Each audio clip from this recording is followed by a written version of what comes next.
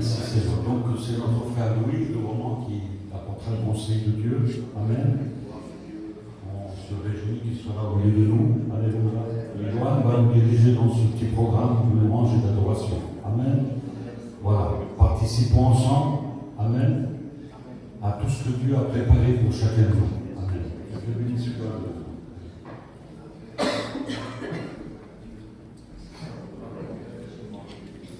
Voilà, gloire à Dieu. Merci Seigneur. Alléluia, nous sommes bien ce matin. Vous savez, on est là ce matin et puis on est là ce matin. On est venu comment en culte ce matin. Vous savez, j'étais chez moi, je me posais la question.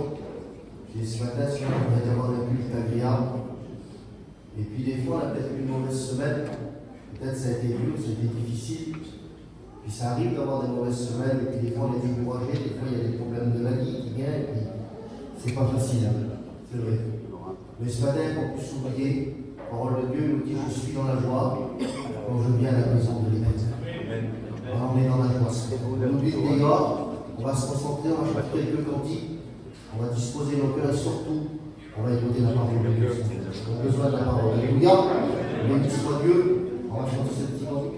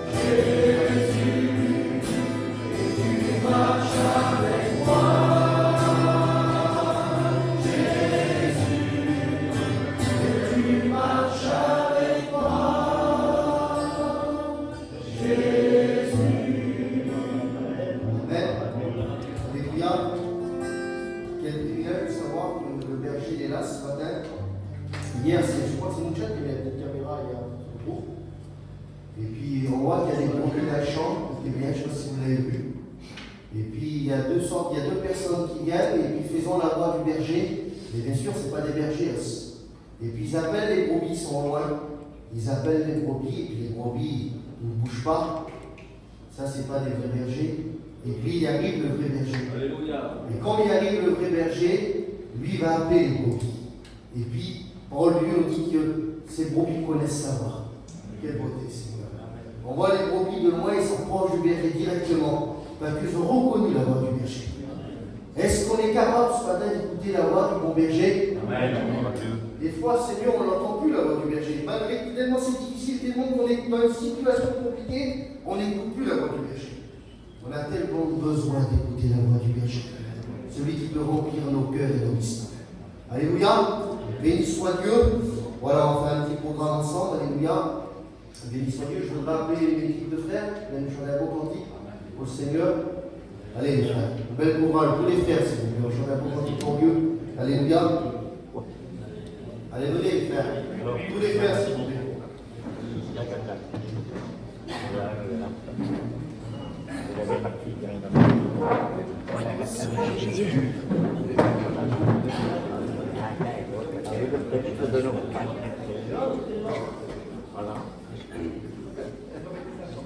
Dia keluar maju, dia boleh tabako. Itu jadi rokan.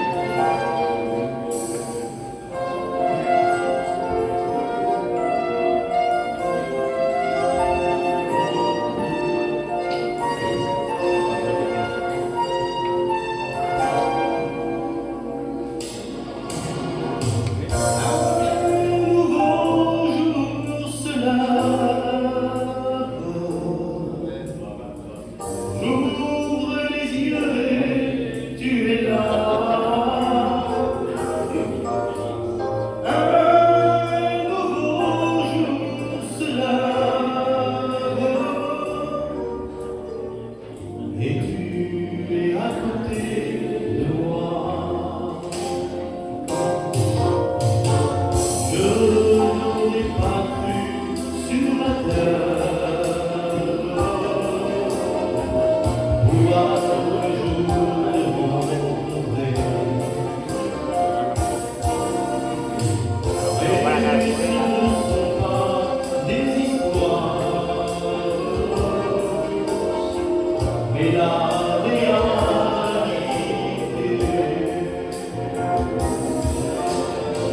Ma tristesse est partie dans un nuage et nous l'a chassé. Ton soleil a brillé, le réchaud son regard.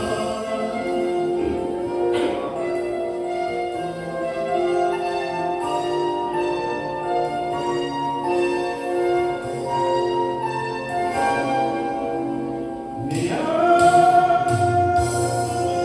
nouveau jour se lève. J'ouvre mes yeux, tu es là. Mais un nouveau jour se lève.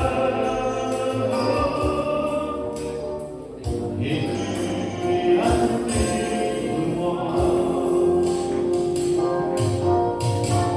Mais ce ne sont pas des histoires.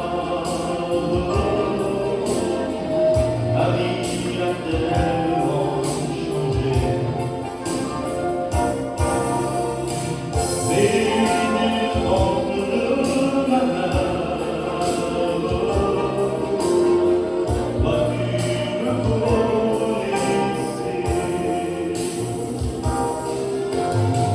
Au travers des années qui ont porté ma vie, tu as veillé sur moi. Tu as guidé mes pas, je ne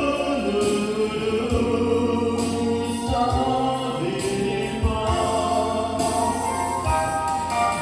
Et un nouveau jour se lève. J'ouvre mes yeux, tu es là. Et un nouveau jour se lève. Et tu es à côté de moi.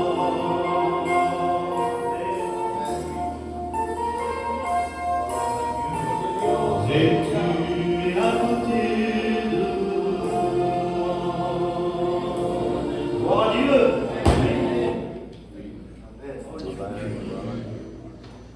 Alléluia, gloire à Dieu, quel beau cantique Seigneur.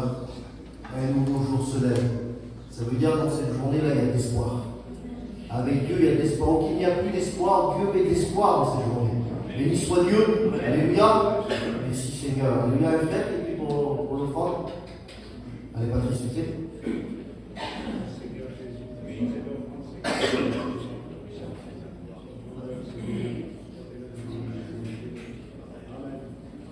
Voilà, gloire à Dieu. Merci Seigneur. Il y a la famille Sébastien qui ont préparé 2 cantiques pour la famille Sébastien. Alléluia. On va chanter les cantiques. Alléluia. Que Dieu les bénisse. Toute la famille Sébastien.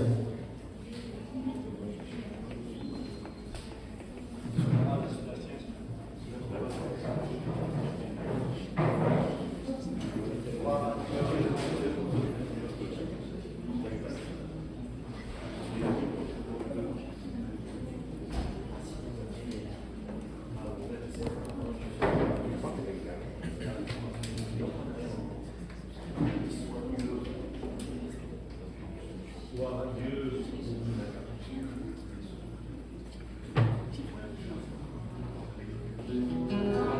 Lolo, negativo esta mañana.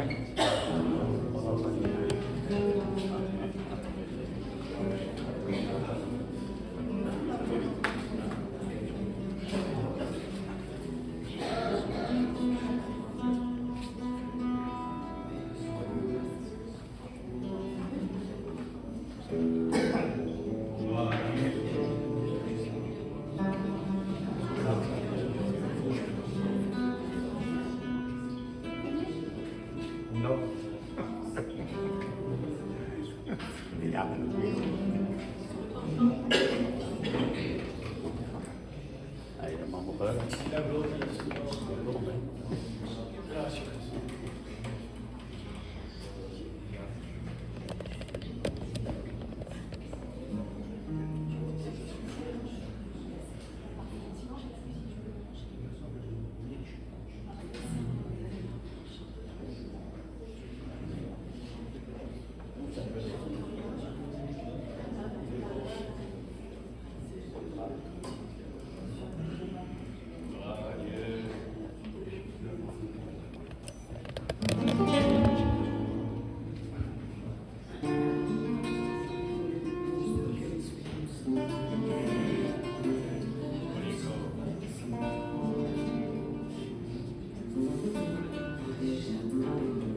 Gloire à Dieu. Gloire à Dieu. Que tiene palabra y cuando la oyes, mi alma te alaba. De doble filo que penetra en el alma, el más podido Tan grandes cosas, jamás podí pensar, tan gran mensaje que he podido cambiar los deseos de mi carne. Amén, gloria a Dios. Río de agua viva y lo que siento dentro de mí, por tu palabra cautivado, Señor, mi alma. Desde que yo te conozco, ha venido a mi casa una paz celestial que nos ha cambiado la maldición por la alabanza.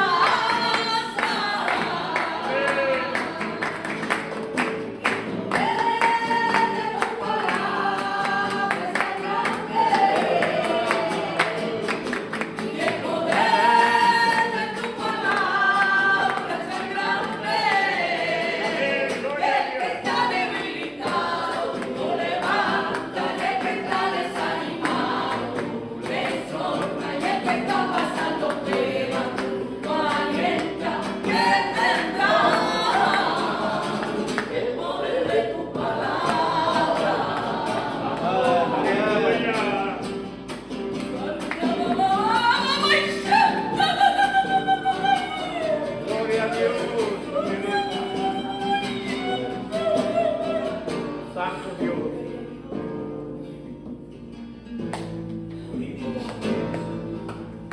Solo con tu palabra sanaste al leproso, con tu mano santa triste vista ciego con tu presencia, perdido demonios se retrocedía, hasta el mal aquí te obedecía, podía aguantar la autoridad que tú tienes.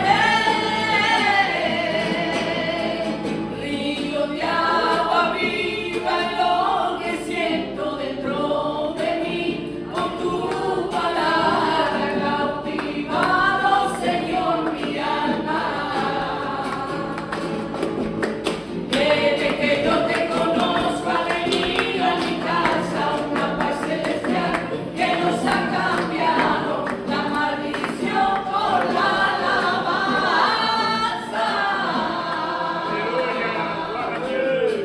El poder de tu palabra es tan grande, sí, Señor. El poder de tu palabra es tan grande. Amén, El gloria a que Dios. está debilitado, tú lo levantas, y el que está desanimado, tú le exhortas, y el que está pasando prueba, tú lo alientas, que tendrá el poder de tu palabra. Y el que está debilitado, tú lo levantas, y el que está desanimado, tú le exhortas, y el que está pasando prueba, tú lo alientas, que tendrá el poder de tu palabra. Gloire à Dieu. Bien, il n'y en a pas une autre. Béni soit le nom de Dieu. Alléluia. Oh, il n'y en avait pas une autre. Voilà, gloire et honneur. Gracias, Jesús. Bien, cantez-le.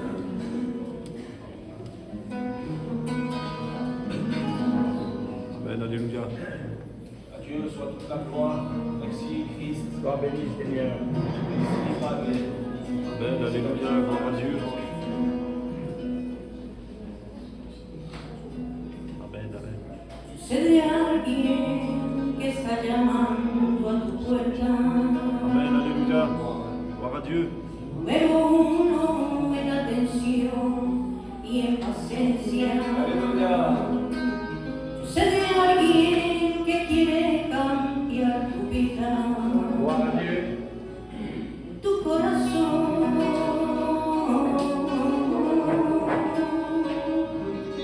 Y él insiste, aunque eres un caballero. Amen, amen, Seigneur. Él no entra sin antes llamar primero. Tan solo espera que le abras tú la puerta de tu corazón.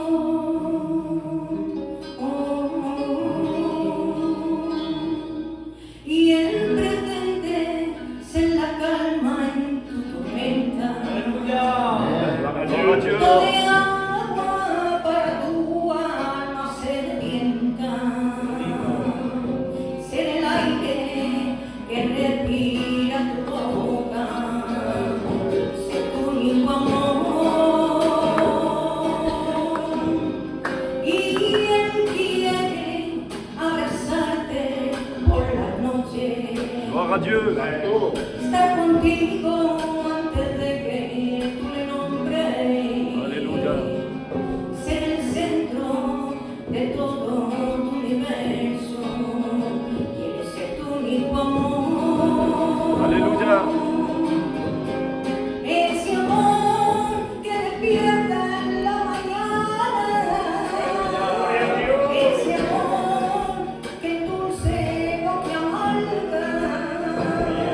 Ese amor que cambia el corazón. Ese amor que despierta en la mañana. Ese amor que endulce lo que amarga. Ese amor que cambia el corazón. Amen, Seigneur. Amen, alléluia. Sé de alguien que está llamando a tu puerta. El número uno en atención y en paciencia. Alléluia. Sé de alguien que quiere cambiar tu vida con su dulce amor. Y él insiste, aunque él es un caballero. Santo es tu nombre, Jehová. Él no llama sin antes llamar primero. Solo espera que le abras tú la puerta de tu corazón.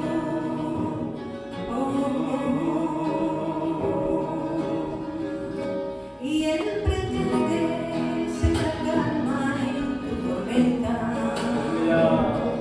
Gota de agua para tu alma sedienta, ser el aire que respira tu boca, Alléluia. tu único amor.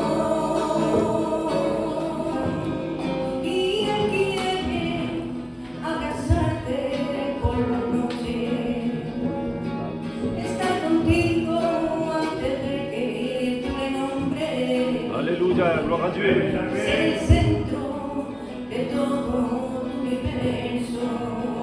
Quieres ser tu único amor. Gloria a Dios. Alléluia. Ese amor que despierta en la mañana. Ese amor que dulce lo que amarga. Ese amor que cambia el corazón.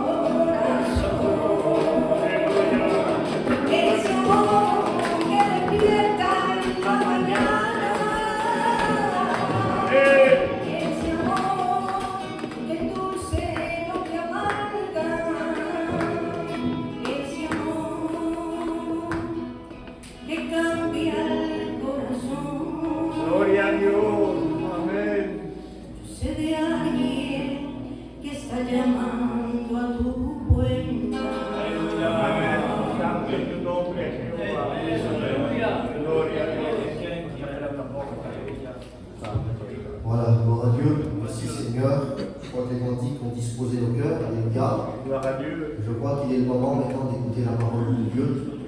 On va dire comme le serviteur disait, l'homme de Dieu, parle Seigneur, que ton serviteur écoute. On a besoin d'écouter ça. Alléluia. Que Dieu bénisse son serviteur pour nous. Alléluia. Gloire à Dieu. Et le peuple de Dieu dit Amen. Amen. Je suis content d'être parmi vous. Il y a des années que je ne suis pas venu ici. Mais beaucoup d'années. Mais bon, je crois dans le rendez-vous de Dieu. Je ne sais pas pour vous si vous croyez au rendez-vous de Dieu. Mais moi je crois au rendez-vous de Dieu. Amen. Et il n'y a rien qui puisse sortir de la volonté de Dieu. Bien au contraire, notre Dieu est souverain. Amen. Vous y croyez à la souveraineté de Dieu? Si vous écoutez, voilà, s'il y a une parole de Dieu qui vous fait du bien, répondez par un amen, ça m'encourage, parce que j'ai le trac. Je vous dis la vérité, c'est impressionnant de prêcher la parole de Dieu. J'ai chanté dans le monde et j'avais pas peur de chanter devant le monde, mais prêcher la parole de Dieu et chanter devant une église, pour moi, c'est très impressionnant. Alors écoutez, un amen, c'est gratuit. Mais je suis content d'être parmi vous ce matin. Pour moi, c'est un honneur. Je voudrais remercier le Seigneur premièrement, et le frère Sébastien, avec les frères. Ça fait des années que je ne les ai pas vus aussi. Mais voilà, par la grâce de Dieu, la dernière fois que je suis venu ici, je crois que j'étais jeune baptisé. Alors, et ça va faire bientôt 13 ans que je suis avec le Seigneur, que j'ai rencontré Dieu. Donc, sans mentir, je crois que ça fait à peu près plus de 5 ans. On va pas dire 10 ans, mais plus de 5 ans que je suis pas venu. Mais mon cœur est dans la joie. Amen. Alors voilà, je viens avec un mot de Dieu pour l'Église. Je ne sais pas comment le Seigneur va dérouler les choses, mais ce qui est sûr, c'est que dans la parole de Dieu, Dieu s'est servi d'un âne pour parler à son prophète. Amen. Donc, je crois que je suis un peu plus qu'un âne, et Dieu pourra se servir de moi. Mais j'ai un mot pour l'Église. Amen. Moi, j'aurais dit, il faut ramener, on l'a refait. J'ai un mot de Dieu pour l'Église. Amen. Et je crois de tout mon cœur que Dieu a animé mon cœur depuis ce matin. Je sens le Seigneur m'accompagner dans mon cœur. Et puis, voilà, écoutez, on va faire quelques lectures de la parole de Dieu, et puis on laissera le Seigneur faire du bien. Mais je sais que nous avons un Dieu de promesses. Amen. Amen. Au moins une promesse dans notre vie, Dieu a déposé dans nos cœurs au moins une promesse dans nos vies. Et peut-être que les années passent, les frères, les sœurs, les années passent, et puis on dirait que la promesse, on dirait qu'elle ne va jamais s'accomplir. Mais je voudrais te dire que Dieu est fidèle à accomplir sa promesse. Amen. Alors, la plus grande des promesses, bibliquement, c'est le retour du Seigneur. Vous y croyez au retour du Seigneur? Et vous savez, je crois de tout mon cœur que le Seigneur vient bientôt. Amen. Écoutez, c'est bien plus sûr le retour du Seigneur que le réveil qu'on pourra avoir demain matin. Parce que la vie est fragile, et puis aujourd'hui on est là, et peut-être que demain on n'est plus là.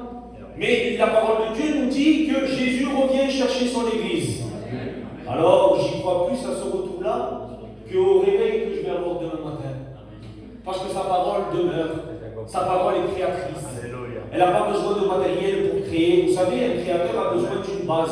Lui, il n'a pas besoin de base. Il appelle ce qui n'existe pas et ça se présente devant lui. Alléluia! Et c'est cette parole-là qui est dans notre cœur. C'est ce Dieu-là créateur qu'on a dans notre vie. Et c'est ce Dieu-là qui m'a ramené ici de Romain pour te parler parce que Dieu a un mot pour toi.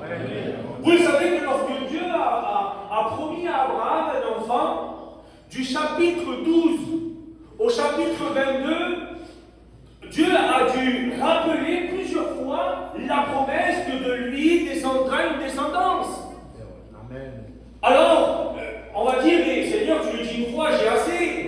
Dis seulement un mot et mon serviteur sera guéri. Mais dans le cœur de l'homme, il y a tellement de choses qu'il y a là que Dieu sait très bien qu'il faut qu'il renouvelle, faut qu'il renouvelle, faut qu'il renouvelle, faut qu'il renouvelle. Et béni soit le nom de Dieu, que Dieu renouvelle, que Dieu renouvelle et que Dieu renouvelle. Amen. Parce que les situations qu'on a en face de nous, dites la vérité, nous fait voir le contraire et nous fait croire le contraire. Oui ou non? Amen. Des fois, on a la promesse, Seigneur, tu me sauveras moi et ma famille. Et puis on voit notre fils, on voit nos parents, on voit notre fille qui sont de plus en plus dans le péché. Mais Dieu l'a dit, alors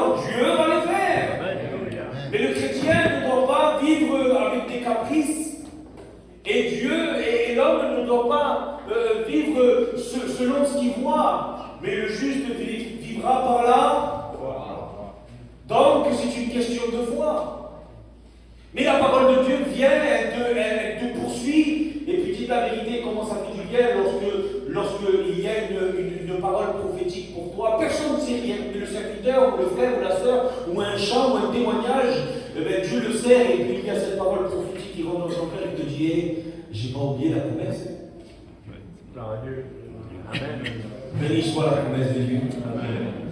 Mais vous savez, par ma petite expérience que j'ai dans le Seigneur, je me suis rendu compte d'une chose, c'est que plus j'arrive dans le temps de l'accomplissement de la promesse, et plus je passe par des déserts.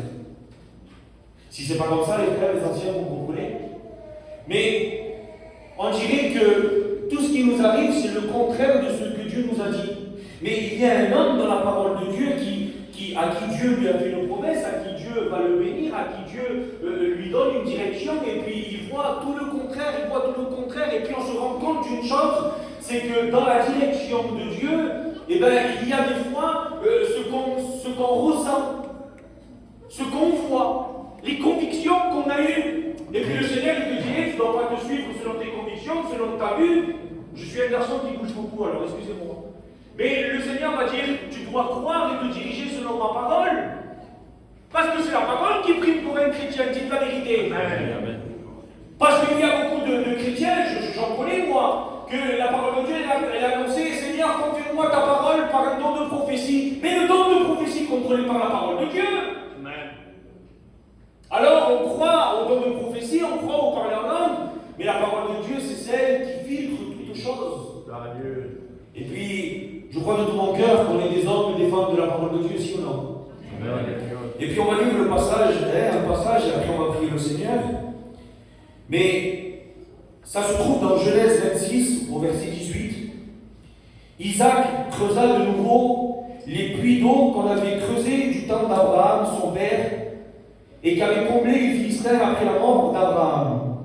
Et il leur donna les mêmes noms que son père lui avait donnés. Verset 19. Les serviteurs d'Isaac creusèrent encore dans la vallée, et ils trouvèrent un puits d'eau vive. Les bergers de Guérard querellèrent les bergers d'Isaac en disant, l'eau est à nous. Et il donna au puits le nom d'Essek, parce qu'ils s'étaient disputés avec lui. Verset 21, ses serviteurs creusèrent un autre puits, au sujet duquel on chercha aussi querelle, et il l'appela Sitna. Verset 22, il se transporta de là et creusa un autre puits, puis lequel on ne chercha pas querelle. Alléluia. Et il l'appela Rehoboth, car il dit, l'Éternel nous a maintenant mis au large, et nous prospérons dans le pays. Amen. On prie le Seigneur. Je vous ai demandé la matin. Je vous présente. Présentez-vous devant Dieu. Nous te rendons grâce à bien-aimé Sauveur. Je te dis son merci, Seigneur, ce matin. La joie dans nos cœurs, mon Dieu, parce qu'on est réunis devant toi. Tu es vivant, Seigneur. Tu es notre roi, notre libérateur. Gloire à Dieu. Nous voulons nous procéder pour toi, mon Dieu. Je te prie de bénir lui maintenant. Accorde-lui cette grâce, Seigneur. Les mots que tu as mis sur son cœur. Alléluia. Partager dans la liberté. Pas la direction, Que ta parole touche ton cœur, mon Dieu. Qu'elle nous conseille, qu'elle nous relève, Seigneur. Parle-nous, Seigneur. Nous avons besoin d'écouter cette voix, la voix de Seigneur. On connaît, mon Dieu. Seigneur, bénis toutes choses maintenant au nom de Christ. Amen, Seigneur. Amen, gloire à Dieu. Amen. Et puis, comme je disais, nous croyons que tout ce qui peut arriver aux chrétiens, c'est pour son bien. Il n'y a pas un mal, ou un vent contraire qui va frapper notre barque, qui n'est pas contrôlé et permis par Dieu. Parce que Dieu n'est pas que amour. Dieu est justice. Amen. Dieu est sainteté. Il n'est pas plus amour que justice, il n'est pas plus amour, il n'est pas plus justice que sainteté, mais c'est un équilibre qu'il y a en Dieu. Parce que dit la vérité, si on agit avec beaucoup trop d'amour, on laisse passer des choses qui ne sont pas la gloire de Dieu. Et si on est trop juste, on n'est pas des serviteurs, on n'est pas des chrétiens, mais on est des gendarmes.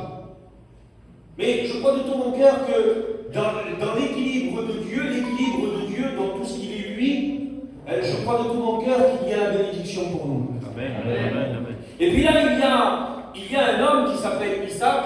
Alors Dieu lui avait promis à Abraham une descendance, et voilà que dans le chapitre 22, 21, voilà que ce garçon va naître. C'est la joie du Père, c'est la bénédiction révélée. C'est, ça y est, Seigneur, tu as accompli ta promesse, mais Abraham, combien de fois j'ai dû te redire la promesse? Pendant combien de temps j'ai dû renouveler la promesse? Oui, mais Seigneur, je suis comme ça. Oui, Dieu le sait qu'on est comme ça. On a besoin toujours que le Seigneur vienne et répète les mêmes choses. Mais Dieu ne se fatigue pas de répéter les mêmes choses. Vous savez pourquoi? Parce que cela est salutaire. Alléluia. Alors nous, on n'est pas des croyants qu'on s'attache à la promesse, mais on s'attache au donneur de la promesse. Et puis voilà que Isaac est né, et puis il a grandi, et puis voilà. Mais il y a un moment, lorsqu'on commence le chapitre 26, il y a une direction que Dieu va lui donner. Et je crois de tout mon cœur que cette parole-là est pour un frère ou pour une sœur.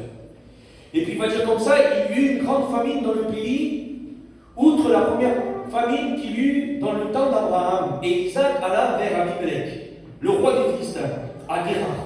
Et l'Éternel lui apparut, à Guérar. Et il dit, ne descends pas en Égypte, demeure dans le pays que je te dirai. Séjourne dans ce pays-ci, je serai avec toi, je te bénirai, car je donnerai toutes ces contrées à toi et à ta postérité. Je tiendrai le serment que j'ai fait à Abraham, ton père. Amen. Et puis on se rend compte que sûrement dans son cœur, il y avait une direction que Isaac avait demandé à Dieu. Parce qu'il y a des prières secrètes que personne ne sait. Je ne sais pas pour vous, mais moi j'ai des prières secrètes que personne ne sait, qu'au jour d'aujourd'hui, Dieu ne m'a pas répondu. Mais ce n'est pas parce qu'il ne m'a pas répondu qu'il ne va pas répondre, bien au contraire. Et puis là, il est en train peut-être sûrement de chercher une volonté, une direction, et puis Dieu lui dit, ne bouge pas de ce pays-là. Amen. Parce que la bénédiction, elle n'est pas dans ton activité. La bénédiction, elle est à l'obéissance de la volonté de Dieu. Alléluia. Vous savez, l'activité c'est bon, mais l'obéissance c'est mieux. Et puis à ce moment-là, Isaac cherchait une volonté, cherchait une direction, mais Dieu lui dit, écoute, ta bénédiction, elle est là. Elle n'est pas dans les contrées voisines, elle est là. La bénédiction, elle est là, Et puis lui, qu'est-ce qu'il fait? Écoutez ce que va dire la parole de Dieu. Et Isaac resta à Guérar. Donc on se rend compte d'une chose, c'est que dans l'obéissance de Isaac, il se produit une bénédiction. Tu veux la bénédiction pour ton foyer? Tu veux la bénédiction pour ta famille? Tu veux la bénédiction pour ton église? Ne bouge pas de là où Dieu t'a planté. Je ne sais pas pour qui c'est, mais ne bouge pas de là où Dieu t'a établi. Parce que Dieu n'a pas encore fini avec toi. Amen. Dieu a encore des bénédictions à te donner. Il a encore un cadeau réservé que ça fait des années que tu attends. Mais la bénédiction de Dieu, elle est dans l'obéissance, elle n'est pas dans l'activité. Tu peux avoir le cœur gros comme ça pour l'œuvre de Dieu, mais si tu n'obéis pas à la volonté, ça ne marche pas. Et puis là, on remonte, il y a un moment où Isaac, maintenant, par rapport à la bénédiction qu'il a reçue lui, parce que, écoutez, lorsqu'on rentre dans le verset 12, la parole de Dieu nous dit que Isaac était béni de Dieu. Et puis, il prospérait dans la bénédiction. Mais voilà que maintenant, Abimelech, qui est le roi des Philistins, va commencer à avoir une petite crainte de cet homme béni. Parce que je vous dis une chose, un homme béni, c'est un homme redoutable. Une femme bénie, c'est une femme redoutable. Et puis le roi de ce monde n'est pas d'accord, n'est pas content. Et puis là, les Philistins, Abimelech lui dit, écoute, il faut que tu t'en ailles d'ici. Mais comment ça se fait que je dois partir de là où je suis moi? Et la parole de Dieu nous enseigne que Isaac, il ne va pas commencer à se plaindre ni à combattre, mais il obéit et il s'en va. Et puis voilà que maintenant il s'établit dans un endroit. Et puis voilà que maintenant il se rappelle que son père avait des puits. Et puis il va commencer à chercher sa bénédiction. Et il va aller au premier puits. Et il va commencer à creuser. Ses serviteurs vont commencer à creuser. Mais les Philistins avaient tout couché. C'était un puits qui n'était plus utilisable. Mais à ce moment-là, Isaac veut retrouver les puits de son père. Je veux ma bénédiction. Amen. Je ne sais pas pour vous, mais moi je désire ma bénédiction. Et puis à ce moment-là, la parole de Dieu nous enseigne que les serviteurs d'Isaac commencèrent à creuser ce puits à nettoyer ce puits. Et lorsque ce puits était utilisable, voilà que des pasteurs de la région, des bergers de la région vont commencer à gueuler et dire hey, le puits est à moi. Mais c'est facile de dire que c'est à moi lorsque tu n'as rien fait. Je vous donne un exemple. C'est comme si moi j'achète une Mercedes, parce que je suis fan des Mercedes, et qu'à ce moment-là, je n'ai pas le permis de le conduire. Et puis je prends Martial, parce qu'il y a cette liberté, je dis Martial, dans un an je passe mon permis, mais je ne peux pas laisser la voiture arrêtée, parce qu'il va avoir des problèmes. Je dis Martial, tu peux la conduire, mon frère, le temps que je passe mon permis. Et puis le frère Sébastien, écoutez, on lui offre une Mercedes. Alors qu'est-ce qui se passe? Il la conduit. Mais maintenant, Sébastien, il va dire hey, vous avez vu la Mercedes que je me suis achetée? Elle est belle, hein? Ah, j'ai fait un coup de fusil. C'est presque un cadeau. Et puis il est en train de rouler, et taroneando, il se crame, et puis à ce moment-là, il me fait n'importe quoi avec la voiture, et moi je lui dis hey, n'oublie pas, la Mercedes est là, moi. Et c'est en quelque sorte, c'est peut-être enfantin, mais c'est un peu en quelque sorte ce qui s'était passé avec les puits d'Isaac. Maintenant, moi que j'ai travaillé, maintenant que j'ai nettoyé, tu vas me l'enlever. Et puis écoutez, c'est pas normal. Dites la vérité. Quand on s'efforce à travailler pour le Seigneur, quand on s'efforce à plaire à Dieu, quand on s'efforce à se sanctifier, à chercher le Seigneur, à être une bénédiction dans son foyer premièrement, après avec les frères, après avec la famille, et puis qu'il y a des gens, des autorités, pour ne pas donner de nom, des autorités qui sont au-dessus de nous, et qui te disaient oh t'arrêtes toi 2 minutes.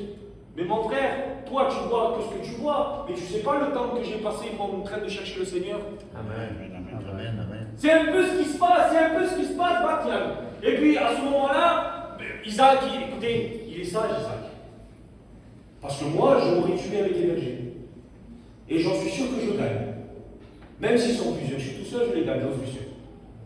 Mais Isaac, vous savez qu'est-ce qu'il va dire? Qu'est-ce qu'il va faire? Il va céder le puits. Parce que, écoutez, il faut garder le silence lorsque Dieu nous demande de garder le silence. Et il faut parler lorsque Dieu nous demande de parler. Il faut être obéissant à ce que Dieu veut. Vous savez, je dis souvent ça à l'église, mais celui qui gagne pour Dieu, c'est celui qui perd. Notre Seigneur Jésus, lorsqu'il devait remporter la victoire, mourant à la croix, il y a un moment où il y a des faux témoignages contre lui. Et la parole de Dieu nous enseigne que les témoignages ne concordaient pas. Il n'y avait pas un bon témoignage. Et puis il y a un moment, il y a un moment où il n'y a tellement pas de preuves sur lui, et qu'il soit le nom de mon Sauveur, parce qu'il est saint, il est parfait. Et il va lui dire, tu n'as rien à dire contre les faux témoignages qu'il y a là. Et puis vous savez qu'est-ce que Jésus va faire? C'est étrange. Mais la Bible, elle dit comme ça, et Jésus garda le silence. Mais Seigneur, il te donne l'opportunité de te défendre. Il te donne l'opportunité de pouvoir justifier les choses. Il te donne l'opportunité de faire les choses. Pourquoi tu ne la saisis pas? Pourquoi on ne saisit pas l'opportunité? Seigneur, pourquoi tu ne me permets pas de saisir l'opportunité lorsque je dois me justifier et je dois parler? Jésus garda le silence. Vous savez pourquoi? Un jour, en méditant la parole de Dieu, je pose cette question au Seigneur et le Seigneur me parle dans mon cœur. Et je pense que ça va vous faire du bien. Et je lui dis, Seigneur, pourquoi tu t'es noir là où tu n'as pas parlé à ce moment-là? Il me dit, parce qu'il y avait déjà les faux témoignages qui me justifiaient.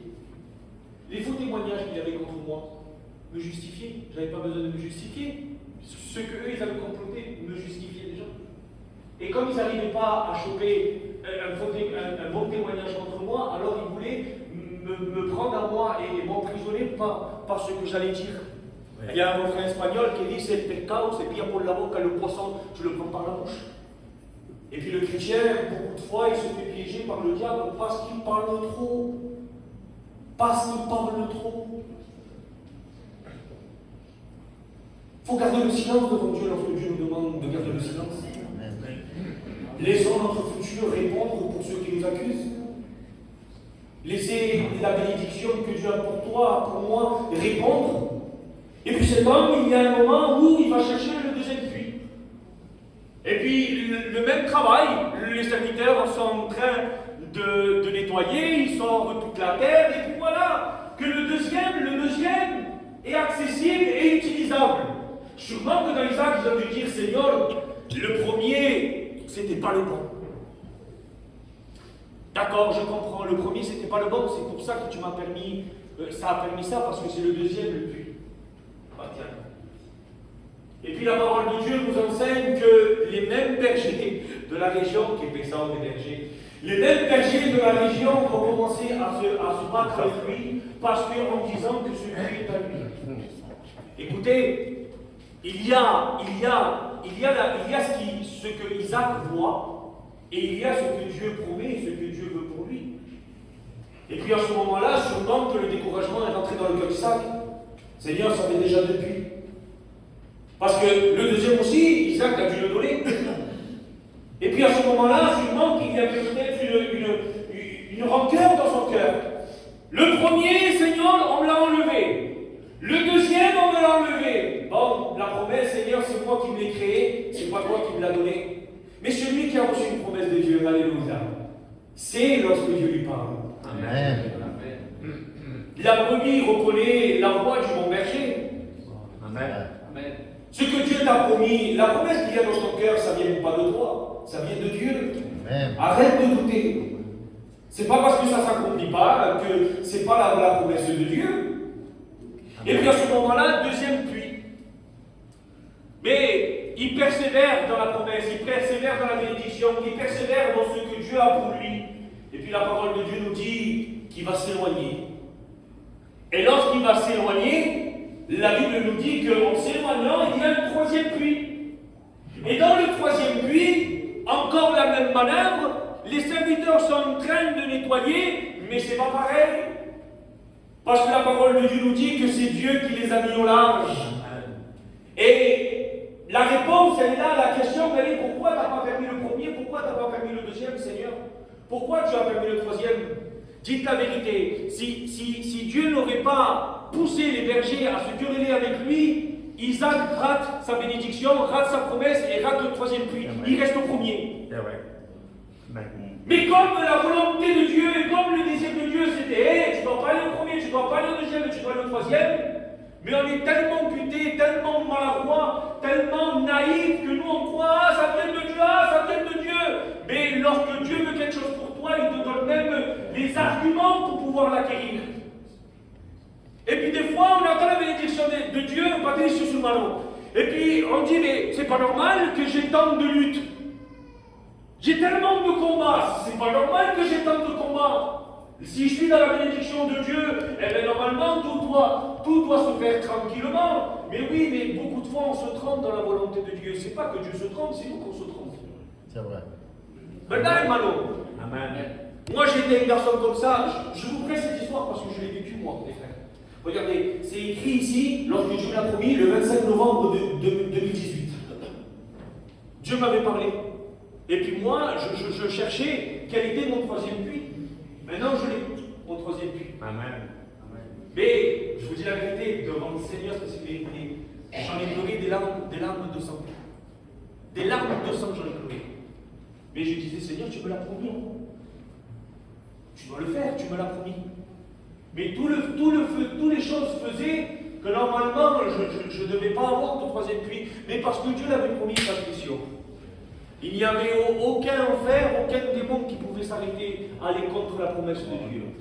Dieu t'a promis des bénédictions. Ça ne dépend pas de ce que tu vois, ça ne dépend pas de ce que tu es en train de vivre. La volonté et la promesse de Dieu dépendent de ce que Dieu a dit. Parce que Dieu a accompli sa parole, Dieu a accompli sa promesse. Amen, amen. Vous savez combien de temps a attendu Abraham pour avoir son fils? 25 ans. 25 ans. Le dernier renouvellement de la promesse, Abraham lui dit, mais on est déjà vieux nous maintenant. Les années sont passées alors, pour qu'Abraham dise ça, c'est que les années ont passé, mais Dieu est fidèle à l'accomplissement de sa promesse. Amen. Et puis à ce moment-là, qu'est-ce qui se passe? voilà que le Seigneur permet que Isaac puisse avoir son puits. Alors, la question qu'elle est là, dans quel puits tu es? Est-ce que tu es dans le premier puits? Est-ce que tu es dans le deuxième puits? Ou est-ce que tu es sorti du deuxième puits et tu es en chemin du troisième puits, celui que Dieu t'a donné? Gloire à Dieu. La question, elle est simple ce matin. Je crois pas être compliquée. Mais qu'est-ce que tu attends de Dieu ce matin? Écoutez, le caprice en Dieu, ça ne marche pas. Le caprice de Dieu, ça ne va pas allonger le temps, ni rétrécir le temps. Mais le chrétien doit vivre par la foi et être soumis au temps établi par la souveraineté de sa personne. Amen. Amen. Et puis, écoutez, on va bientôt terminer, je ne veux pas être long. Mais voilà que Dieu lui donne ce puits à Isaac. Et puis la parole de Dieu, lorsqu'on continue le chapitre, voilà que Abimelech revient à la charge. C'est un homme béni, Bakian. Alors, on va dire que ce n'était pas normal que Isaac souffre autant pour recevoir sa bénédiction. Mais on se rend compte que celui qui veut atteindre sa bénédiction doit passer par un processus. David, pour être le grand David, ils ne lui ont pas donné directement la couronne. Il y a eu un Goliath, il y a eu un Saül, il a été poursuivi, il a dû fuir. Mais lorsque le temps établi de Dieu s'est accompli, alors qu'est-ce qu'il a reçu? Il a reçu sa couronne. Amen. Si ou non? Amen. C'est normal qu'il y ait des vents contraires dans nos vies, dans nos foyers. Et le processus, il est normal dans notre vie. C'est quelque chose qui est logique. C'est quelque chose qui fait partie de la promesse de Dieu, du plan de Dieu pour ta vie et pour ma vie. Vous savez que lorsque j'ai compris cela, j'ai la vie de Dieu et les problèmes qui surgissent dans ma vie, eh bien, je les ai pris d'une autre manière. Maintenant, je comprends le texte quand il dit, voyez, comme un sujet de joie, les diverses épreuves à laquelle vous êtes exposés, sachant qu'elles produisent en vous. Mais je dois voir, je dois voir comme un sujet de joie lorsqu'on me persécute. Il y arrive un moment, écoutez, j'explique cela. Je vis une situation, une humiliation. Écoutez bien. Je vis une humiliation, mais une humiliation devant l'Église. Quelque chose que je ne souhaite à aucun serviteur de Dieu, et je ne le souhaite à aucun frère ou aucune sœur. Devant toute l'Église, on m'a humilié. Et puis, on me dit, t'as quelque chose à dire? Et je dis, qu'est-ce que vous voulez que je dise? Merci. Je dis, maintenant, ils vont considérer, l'Église va considérer mon ministère. Merci beaucoup. Et puis, je m'en vais. Et maintenant, mon oncle, j'ai cette relation avec Dieu. Et moi, je crois que tout ce qui peut m'arriver, c'est permis de Dieu. Vous êtes d'accord? Et je marche dans la rue, je dépose ma compagne, j'arrivais pas à dormir, j'étais énervé. Énervé et triste en même temps. Et je marche comme ça, et je m'en souviens, il était 11h30 du soir. J'arrivais pas à dormir. J'étais en ébullition, Patricio. Et puis je marche comme ça, je dis à ma femme, rentre, je vais marcher un peu, à voir si le Seigneur, il me parle ou il me met un coup de poing dans la tête, je ne sais pas. Mais il faut que le Seigneur fasse quelque chose, parce que j'y arrive plus. J'étais à bout de souffle. Et puis je marche et je dis, Seigneur, je regarde le ciel comme ça, et je dis, Seigneur, je crois à ta souveraineté. Amen. Je crois que tu es mon Dieu. Tu es le Dieu de ma jeunesse. Amen. Tu es celui qui est venu me chercher quand j'avais 18 ans, Seigneur. C'est pas un homme, c'est pas un pasteur, c'est pas Dieu lumière, c'est pas tout ce qui a été établi qui est venu me chercher, mais c'est le Fils de Dieu. Amen. Je dis, Seigneur, tu le sais que dans cette affaire, j'ai rien fait. Et si j'ai fait quelque chose, Seigneur, dis-moi-le, et je te le promets que je me repens et je vais demander pardon au Père. Mais j'ai dit, Seigneur, tu le sais, toi, que j'ai rien fait, moi. Tu le sais, tu le sais. Et je dis, mais Seigneur, pourquoi tu as permis qu'on m'humilie autant? J'ai dit, pourquoi tu as permis qu'on m'humilie autant? Pourquoi ils ne m'ont pas humilié tout seul? Pourquoi ils m'ont humilié devant l'Église? Et puis le Saint-Esprit me parle. Et le Saint-Esprit me parle, il me dit, mais ici c'est moi qui ai envie de t'humilier pour casser des choses en toi.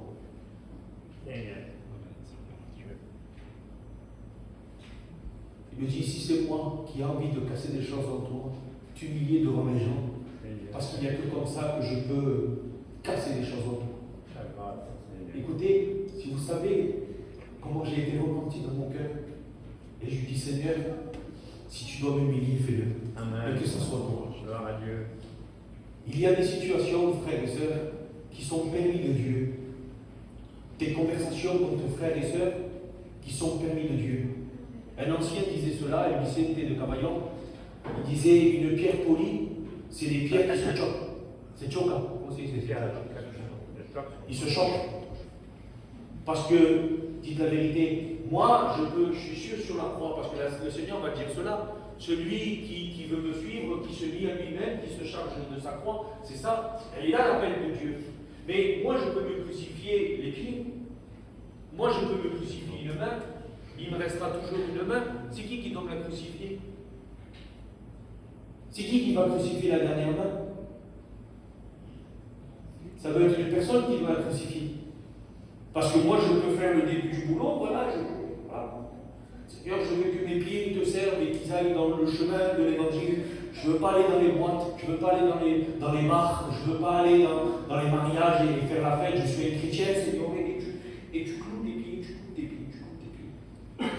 Et puis tu cloues ta main. Il y a des choses que c'est notre part, tu la crucifies, Maintenant, il y a celle-là. Tu crucifies le pied, la main droite, mais la main gauche, c'est qui va te la crucifier? C'est pour cela que Dieu utilise des Sauls, des Saül, Dieu utilise des Goliaths. Ah, ça c'est des méchants. Mais Dieu va utiliser les frères de Joseph pour que Joseph rentre dans le plan.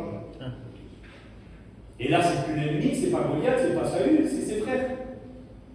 C'est pas normal qu'il y ait des luttes entre frères, oui, mais c'est le plan de Dieu pour que tu puisses rentrer dans la bénédiction. Les frères, je me sens libre pour vous prêcher.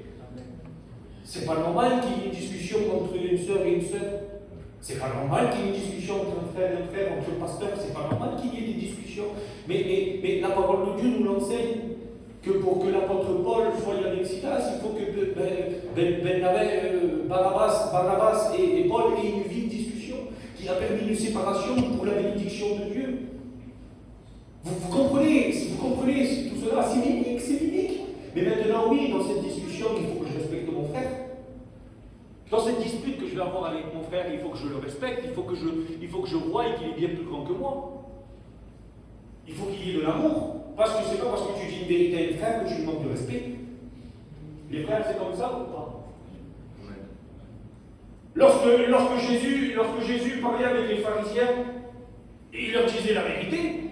Amen. Mais il utilisait la vérité avec politesse. Il y a un moment où il rentre dans le temple, c'est remonta, il va à l'artigas, il commence avec un fouet, il va commencer à taper tout le monde, allez, sortez, parce que là c'est la maison de mon père. Et vous avez fait une caverne de voleurs. Il y a des discussions, il y a des discussions qui vont se faire, oui, mais dans le respect du Seigneur, on est des enfants de Dieu. C'est pas parce que toi tu dis blanc et moi que je dis blanc cassé, que mon blanc cassé est faux et que ton blanc est faux.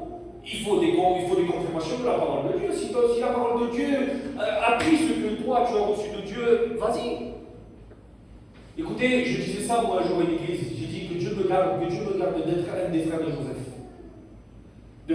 De faire du mal, d'être cet instrument contre mon frère. Amen. En vérité, je vous le dis devant Dieu, je serais le plus malheureux de ma vie. Je serais le plus malheureux du monde. Un jour, lorsque je lisais ce texte, je disais Seigneur, écoute, si un jour je dois être un des frères de Joseph, et pas Joseph, utilisons un autre. Moi, on ne m'utilise pas. Parce que dites la vérité, il n'y a pas plus de joie dans le cœur d'un homme et d'une femme lorsqu'on voit son frère et sa sœur bénis. Amen. Dites la vérité. Ce n'est pas une bénédiction pour vous lorsque tu vois une sœur en train de pleurer pour son foyer, et il est en train de pleurer, elle ne sait même plus comment faire, et puis là tu vois que le Seigneur, à travers ta petite prière, pas ton coup de bâton, ta petite prière, il y a la bénédiction de Dieu et son foyer est converti. Amen. Il n'y a pas de la joie dans notre cœur. Amen. Écoutez, je sors du message, et voilà les mots que j'avais dans mon cœur. Dieu a un puits préparé pour toi. Gloire à Dieu. Mais pour cela, il ne faut pas que tu partes de Guérard. Dieu t'a établi dans un endroit. Et dans cet endroit-là, oui, tu dois avoir des combats. Tu dois avoir même des combats avec des pasteurs, des bergers. Tu dois avoir des combats, des incompréhensions, tu dois avoir de tout. Il y aura des serviteurs et des bergers qui vont travailler avec toi, Patricia. Parce que Isaac n'était pas tout seul. Hein. Isaac n'était pas tout seul. Isaac, il avait des serviteurs qui l'aidaient. Il avait, allez, on va dire comme ça, sa petite famille qui l'aidait. Ses petits frères, ses petits cousins qui l'aidaient. Mais un des bergers de la région va quereller. C'est comme ça. Mais pourquoi? Parce que Isaac, ton puits, c'est pas le premier. Ton puits, c'est pas le deuxième. Ton puits, c'est le troisième. Est-ce que tu es prêt à souffrir pour Christ? Et est-ce que tu es prêt à recevoir des coups pour pouvoir voir la promesse s'accomplir? Je crois de tout mon cœur que Dieu est en train de mettre à l'alerte, comment c'est dit? À l'alerte une personne, c'est que celui ou celle qui veut accomplir la volonté de Dieu, ça va l'écouter. Je le sais et je viens juste de commencer. Un frère m'a dit, c'est qu'au début, tu vas souffrir plus. J'ai dit merci. Mais je crois de tout mon cœur qu'on veut la bénédiction. Combien sont ceux qui veulent la bénédiction? Qui lève sa main, qui dit un fort amen. Tu veux ta bénédiction? Arme-toi de patience et de combat. Mais combat selon les règles. On n'est pas des chrétiens et on n'est pas des guerriers qu'on combat contre la chair et le sang, ni avec des armes, avec des pistolets ou des couteaux, non, non. Voilà notre arme. La parole de Dieu. On ferme nos yeux et on prie le Seigneur. Merci pour ta parole. Dis la gloire au Seigneur. Tengo sed de tu presencia,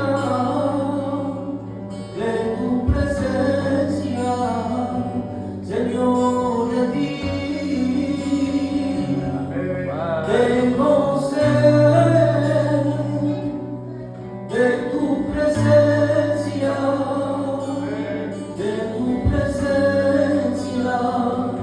Señor, de ti.